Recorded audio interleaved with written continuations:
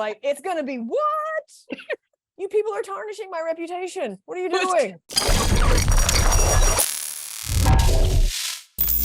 Happy New Year, everyone. The Blurred Girl podcast is back. Do me a favor, before we get started, please click that little subscribe button. Also, click that little bell. That way you don't miss any videos that I drop. For my first guest of the year, I have the pleasure of welcoming back to the podcast writer and producer Akela Cooper. She's here to talk about M3GAN, a horror movie out now about a killer babysitting bot, basically. The movie is a collaboration between Universal Studios and Blumhouse, with James Wan, Atomic Monster, producing. Gerard Johnstone is the director. Allison Williams of Get Out fame also stars and produces. Additionally, Akela is writing The Nun 2 for New Line Atomic Monster, and that comes out this year. Akela also wrote another horror movie with James Wan called Malignant. That was released back in 2020. And on the TV side, Akela was an executive producer on Star Trek Strange New Worlds for CBS All Access. And previously, Akela worked on Steve DeKnight's Netflix series Jupiter's Legacy and the Netflix Marvel drama series Luke Cage. She also worked on season 6 of American Horror Story, as well as The 100, Witches of East End, Grimm, and V. So when I say that Akela knows horror, I'm not kidding. Now be warned, we're gonna spoil quite a bit of M3GAN in this discussion. So if you haven't seen it yet, please subscribe and add this video to your watch later list so that you can enjoy it after you've seen the movie. Up next, my chat with screenwriter Akela Cooper. Akela, Happy New Year. Welcome. Happy New Year. Welcome to the show. I'm so happy that you could join me. Yes, I'm a little raspy because, as I mentioned, I have COVID I'm recovering from. But I didn't want to miss out on this interview. So proud of you, because every time I talk to you, you're doing something amazing. How was your holiday? Thank you. My holiday was good. My holiday was relaxing. Spent it with my mom and friends, and it was just wonderful. So much has happened since the last time I saw you, which was like April of last year. Crazy. Something like that. Because Star Trek was just about to come out. Star Trek Strange New Worlds, which I loved, by the way.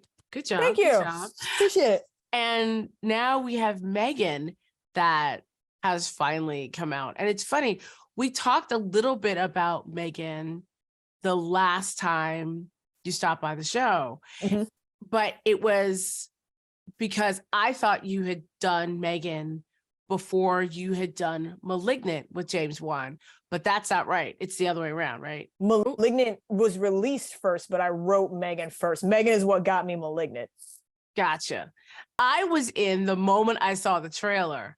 So I am really curious about where this movie came from, how you developed it, because I remember the last time you were here, you talked about how you really liked Chucky as a child, and I want to know if that had something to do with it. Michael Clear and James Wan at Atomic Monster had been kicking around, like, wanting to do a modern day killer doll movie, and they wanted it to be based on artificial intelligence and not anything supernatural. And so the elevator pitch that they gave me in the meeting was like, you know, Child's Play meets Chopping Mall.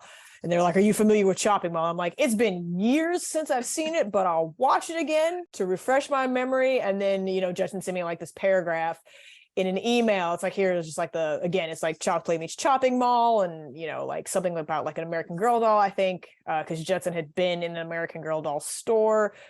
And like, that's kind of like, that's terrifying. That's actually terrifying. The stores themselves are actually creepy if you're a horror fan. I've been in there once because I actually knew a guy who worked as a doll doctor. Yeah, it's real. I remember telling him, I'm like, dude, this is a movie and you need to write this down. I don't know if he ever did. I haven't seen anything, but wherever he is, I hope he gets that out there.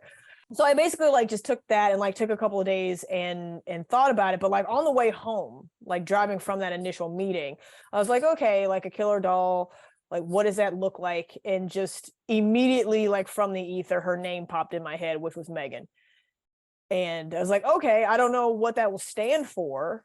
Like, I don't know what the acronym is going to be. And I think I tried to like, maybe I can name her something else, but it's like, no, it's M3GAN.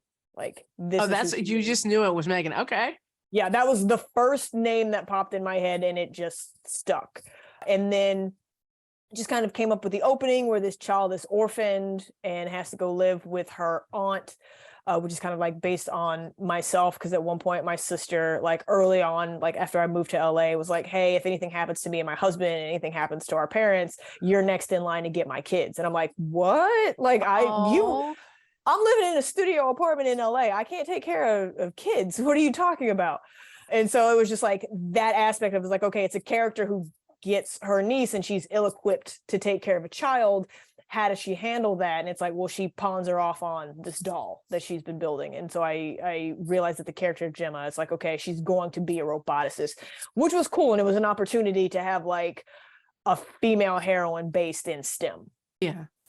So, and then I just kind of like fleshed it out a little bit. And I think I had like a 6-page treatment that I initially took back to Judson and Michael, pitched that to them. They liked it. They were really excited. They were like, we're going to show this to James. They took it to James. He was really excited per the obligation that they had with Warner Brothers at the time. Like Atomic Monster had a deal with Warner Brothers.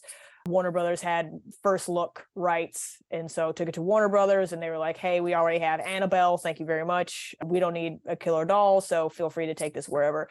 And the very next place, I believe, was Jason Blum at Blumhouse, and Jason was like, I want to do this. And so we were off to the races after that. That's awesome. I also think it's really interesting how every time I talk to you, there's some element of like your real life that seeps into your writing, even though it's horror. Like with Malignant, you knew somebody that had a parasitic twin.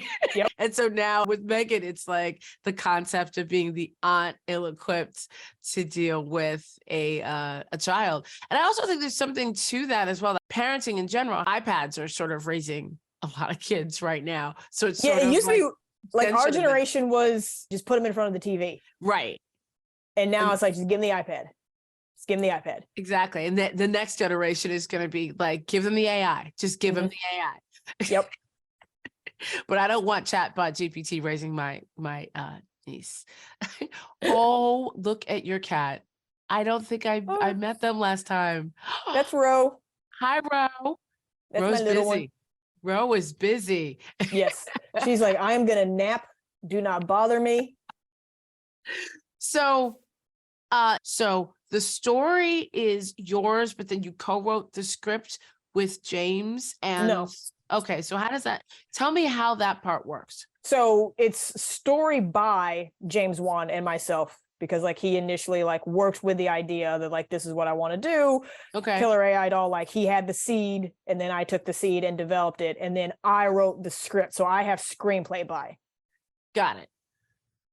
So you have screenplay, and that is basically the difference. When we see, and this is just for lay people who are listening. So when we see story by, that is the initial concept idea where something comes from, and screenplay is obviously the people who are writing the actual words, writing the actual script. Okay, because I don't think a lot of people understand that hierarchy. And again, the last time you were here, you did an amazing job of like taking us through writers' rooms and taking us through that process. So thank you for explaining that definition. Now, I'm very curious about the tech. Were you thinking Boston Dynamics? Were you thinking like, what were some of the source concepts for where the tech came from in this movie? Initially it was like, I think in my first pitch, it was going to be military tech that Gemma got her hands on, and then use that to help her complete the AI in the doll. And with like a discussion with James, he was like, actually, let's just make it Gemma's command that sets this off. And it's like the doll takes the command way too seriously, which makes it more personal for Gemma if it's like, because initially it was like, this is tech that I've used that I didn't fully understand and built this doll, but like her actually saying it like makes her way more guilty. And I understood that from a character perspective, but it was always going to be like a toy company that was going to create this as the way in. And I did speak to a lovely roboticist about like how the mechanics and all of that would actually work. But yeah, it was always a toy company, because that's where the money is. Oh yeah, no, absolutely. And every kid wanting one for Christmas, and every parent stuck at home not wanting to take care of their kids. Yeah. Yeah. The Upside Down, Candyman, Michael Myers. Our culture is obsessed with all things paranormal and horror. We love these films and TV shows. And we got a lot to say about them. This is Pop Paranormal from Travel Channel. We're a podcast that dives deep into the best horror movies and TV shows ever. I'm Karen Mahorn, aka the Blur Girl. I'm a writer and critic parked at the intersection of geekdom and diversity. And then there's me, Chuck Collins, a comic book artist and a horror connoisseur. We're the geekiest couple you've ever met. And on Pop Paranormal, we gonna get into it. From iconic TV shows like The Twilight Zone to cult classics you may have missed. I've looked at movies before and said, why is this scary? We break down the themes and inside stories that inspired each show or movie. We give you our hot takes, cold takes, and some real talk. Plus, we invite on experts, superfans, and even the Hollywood insiders who brought these shows to life. I grew up, as a kid in the 80s, pre-internet, believing in urban legends. From The Shining to Nope, we take you from the scary screen to behind the scenes of the most talked about horror movies and shows. So grab that popcorn and prepare to get scared and schooled. Listen to Pop Paranormal from Travel Channel, wherever you get your podcasts. See you on the other side. You've created, I think, a new cultural phenomenon because a lot of people are loving this doll. But I'm thinking of some of the killer dance scenes and some of the killer looks and things like that. Did y'all have like K-pop screens open while you were writing a lot of this stuff? Because some of these moves are absolutely hilarious. That actually evolved from casting. Okay. Because initially we didn't know how we were going to build M3GAN, like whether or not it was going to be completely animatronic or if it was going to be like a puppet situation or like a combination. And then it ended up in the design being like, why don't, we use an actual actress of that size? And then Amy Donald came in and like, she has a background in dance. And so it's like light bulbs went off. And so that's how that came to be. And actually you brought up, great segue. You just brought up something I wanted to ask because I heard like four people play M3GAN, I'm including sort of the CGI in that when I say people, but there's multiple people that make up this amalgam of the final composited doll that we see, correct? Well, you've got Amy who's doing the body and the body work, and then I hope I'm saying her name, Jenna Davis, I believe, who does the voice of M3GAN wonderfully. And there might be some puppetry in there. I'm not sure, but it's like those are the two big actors who helped bring M3GAN to life. I'm not sure about any others. I know you are a connoisseur of horror. What were some moments that you were like, this has to be in this film? Like, I need to see a visual representation of this. Well, one of the things that I really, really wanted was Bruce, Gemma's first robot. Like, it was a concept that I just latched onto it when I was writing, and I named him after the shark in Jaws because I just my God. I just remember when I learned that factoid at an early age. It's like the shark's name was Bruce on set. That's adorable. They named the mechanical shark. So yeah, when I was creating that character, I was like Bruce, and then it was kind of touch and go whether or not we'd actually be able to use the name Bruce. And his name was changed a couple of times during filming, and then it came right back around to being Bruce, and I was really, really happy. That was what I was really, really proud to see it, having made it through all of the drafts and the production changes, because a lot of stuff has to change during production. A lot of storylines kind of got either severely trimmed or just cut altogether. To get it to what it was. Was there anything that the actors did that you didn't write that ended up in the movie? Oh, there's that great moment when Gemma is just doing the voiceover about all the aspects of M3GAN and what the doll is capable of. And you have, M3GAN is standing outside the bathroom door. Katie forgets to wash her hands. She's like, Katie, wash your hands. And then it keeps going. And then I think by the third time, she's like, Katie, seriously, wash your hands. And like just that delivery, and like that wasn't something that like I had written, like that was from production. It's like we gotta like show what M3GAN could do faster, basically. And so it became a montage instead of like prolonged scenes. And it's just like, it's just great. Jenna's delivery is amazing, and it's also a clear, subtle indication that M3GAN is growing and changing and learning. Yes, and she's learning lexicon and things. And she's got emotion. She's annoyed. Yes. So like if she has the ability to be annoyed, she is the ability to be so much worse. Oh yeah. Now, speaking of worse, I heard that, or maybe I read this, that the movie was going to be so much more bloody. So what happened? Was it a rating thing? It was, I believe, like once the first trailer came out, and it had such a big response from teenagers in the TikTok community, Universal is like, there's our audience.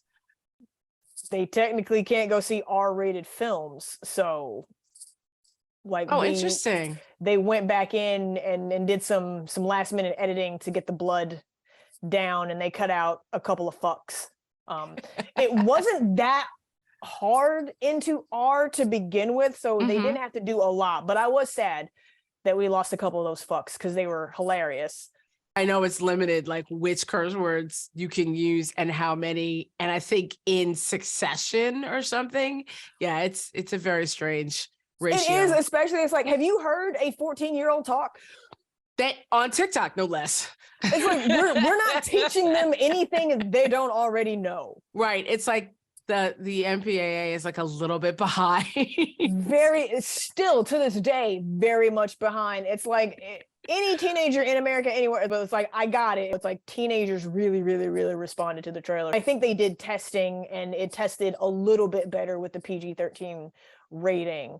And so it's like, okay, PG-13 it is, but I believe there should be an unrated version for like the Blu-ray DVD release. Don't quote me on that, but I've heard that that's an intention. I was gonna ask you, like, did some of the scenes that got left on the cutting room floor, are they gonna make it into the DVD? I hope so, because that was my first question when I got the call. It was like, yeah, it's gonna be PG-13. I was like, is there going to be an unrated version like on Blu-ray, you guys? And I was like, we think so. We'll see.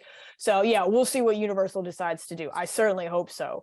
David's kill was a lot bloodier, and it was great. Okay. Like, and that was one of the things that like they had to, pull back on. So yeah. Yeah, I knew when I heard that, I was like, I have to ask that question, because I knew that note did not come from you. No, no. I was like, it's going to be what? You people are tarnishing my reputation. What are you doing? I was gonna say, like, PG-13. all of the movies. And this isn't to shit on PG-13 horror movies. They can be great, but I'm just like, give me my blood, y'all. I worked hard for that blood. And those fucks. Exactly. Especially coming from M3GAN.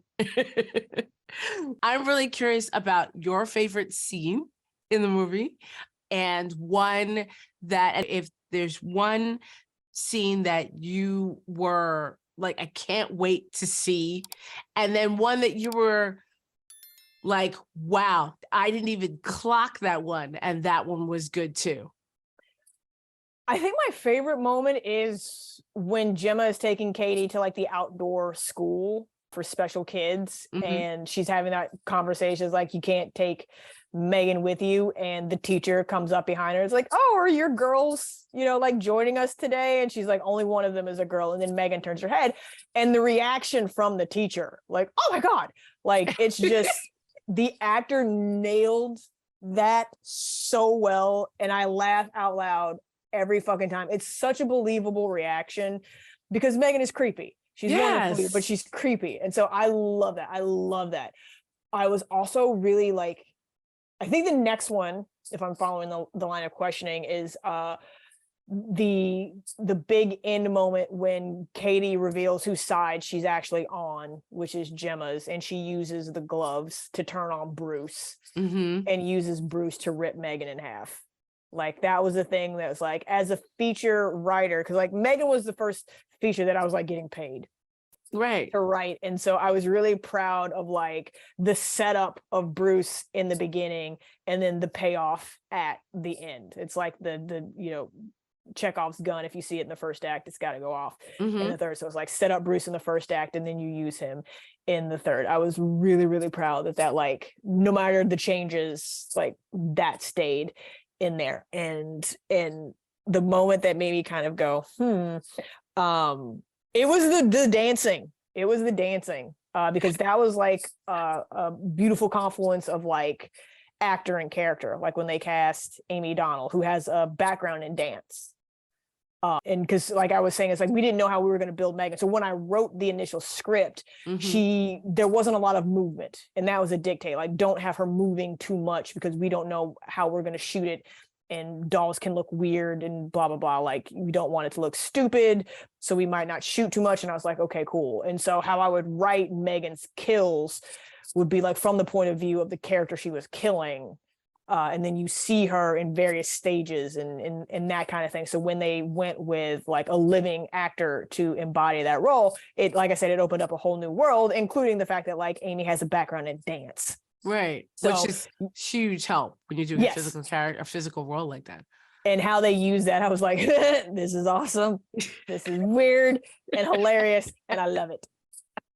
Well, it's getting like rave reviews. A lot of people really, really like this movie, and you're like starting everybody's year. How exciting is that for you? It's really exciting and great because I remember I think initially they were trying to push for like a release like last summer because the movie filmed in early fall of 2020 or like end of summer. I think it was like August into September of 2020. Is when it filmed. Oh, wow. It filmed during the pandemic. Okay. Yeah. I mean, we're still technically in the pandemic. What are we? Yes. Season 4 spinoff of the pandemic? It filmed with the birth of the pandemic. So it was fresh pandemic. And it was like, you know, maybe summer. And I'm like, okay. And then come to find out, it's like, it's actually going to be like Martin Luther King weekend 2023. And I was like, what? Why? And Scream 5 had come out in that weekend and everyone was like, oh, that's a viable weekend now. Okay. And then it also gave them time to like, you know, perfect like the digital effects that they needed to finish and whatnot. And then they also did testing and they made some tweaks to the ending. So they had to do reshoots at a certain point and that gave them time to do that. So I was like, okay. So, cause I was like, I'm going to have a movie a year come out. I was going to have like Malignant in 2020 and then. Cause Malignant was 2021, right?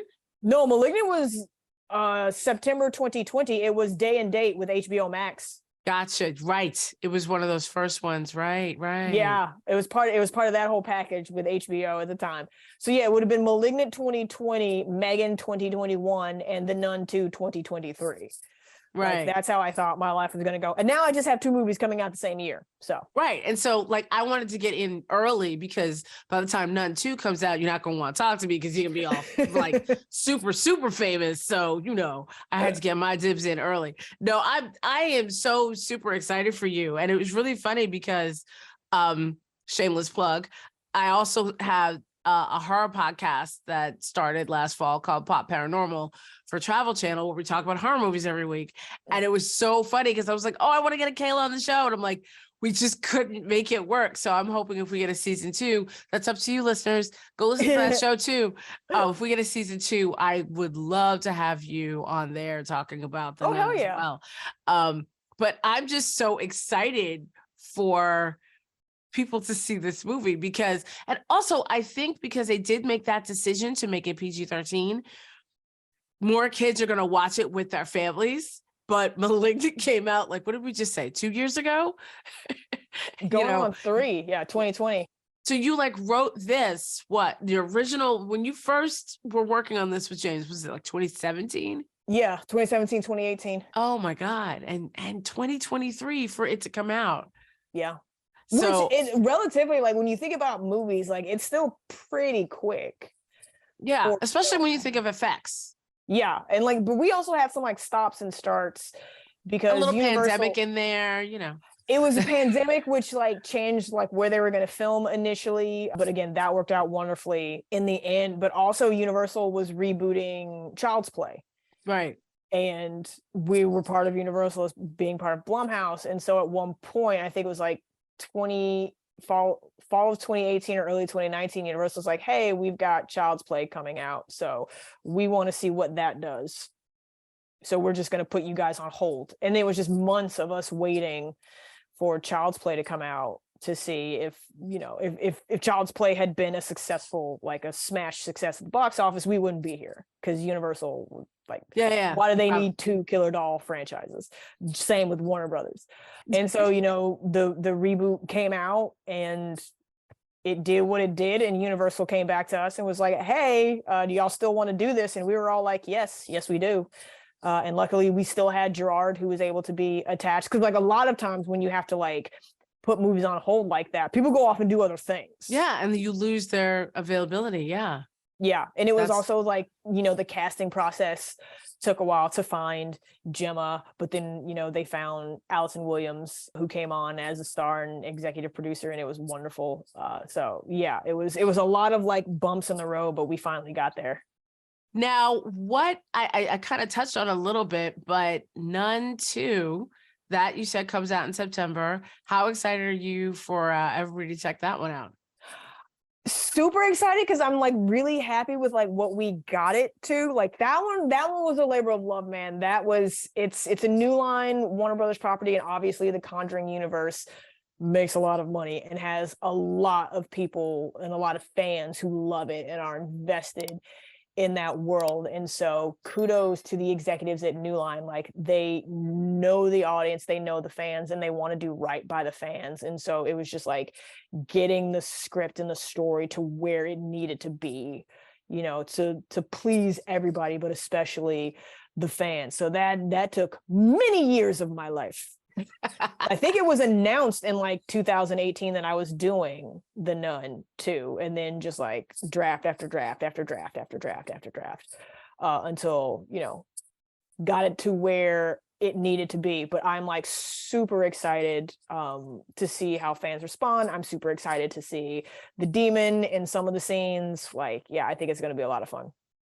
Awesome. I'm super excited that you joined me for my first episode of the year, first guest. And I mean this with all sincerity. I am so excited every time I see your name. Thank you. I'm like, Akela's out here killing it, even though I know some of the stuff is being done like years in advance and we're just getting to see it. We've talked about this before, how important it is to see people of color, sisters in the writer's room, behind the scenes, actually crafting some of the things that we see out here. But me and Chuck are like, Akela did it again. So proud. So I'm going to keep trying, man. Thank you so much for talking to me. And thank you for having me again.